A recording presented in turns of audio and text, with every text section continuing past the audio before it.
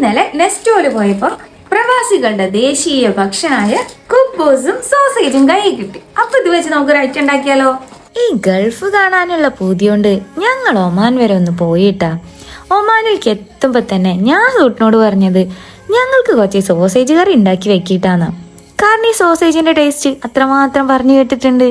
അതുകൊണ്ട് തന്നെ അതൊന്ന് തിന്നാനുള്ള പൂതി കുറച്ചൊന്നല്ല ഉണ്ടായിരുന്നത്. എല്ലാ പ്രവാസികൾക്കും സോസേജും കുബൂസും ഇല്ലാത്തൊരു ജീവിതം ഉണ്ടാവില്ല. ഒരു പാക്കറ്റ് മേടിച്ചാൽ പിന്നെ 4 ദിവസത്തിന് അതുകൊണ്ട് അഡ്ജസ്റ്റ് ചെയ്ത് പോവാലോ. ഈ പ്രവാസികളുടെ ജീവിതം ഒരിക്കലെങ്കിലും നേരിട്ട് കണ്ട അവിടെ നിന്ന് അയക്കണ പൈസ കൊണ്ട് ഒരുപാട് ലാവിഷായിട്ട് ജീവിക്കാനൊന്നും നിൽക്കില്ല കേട്ടാ. ചൂടും തണുപ്പും ഒന്നും നോക്കാണ്ട് ജീവിക്കണവരല്ലേ കൂടുതലും. നമ്മളുടെയൊക്കെ മനസ്സിൽ ഗൾഫ് എന്ന് വെച്ചാൽ ഹായ് എന്താ സുഖ ജീവിതം. ഈ സുഖജീവിതം സ്വപ്നം കണ്ട് ഗൾഫ് കാണാൻ പോയ ഞാനേ ഒമാൻ എന്ന വലിയ രാജ്യം കണ്ട് ഞെട്ടിപ്പോയിട്ടാ. 2 സൈഡും വലിയ കറുത്ത പാറക്കെട്ടുകളുള്ള ഒരു നാട്.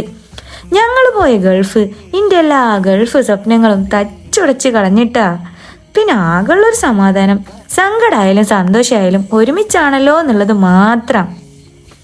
ഈ നാട്ടിൽ പാറിപ്പറന്ന് നടന്ന ഇന്നൊക്കെ കൂട്ടിലിട്ട കിളീനെ പോലെ അവിടെ കൊണ്ടുപോയിട്ടാ എൻ്റെ ലൈഫ് എങ്ങനെ സെറ്റാവാനാ. അങ്ങനെ നീണ്ട 4 മാസത്തെ പ്രവാസ ജീവിതം മതിയാക്കി 2ാമത്തെ ട്രോഫീനെ സെറ്റാക്കി നമ്മള് നാട് പിടിച്ച് കൂടെ കുറച്ച് ഫുഡ് ഉണ്ടാക്കാനും പഠിച്ച്. അത്ര തന്നെ.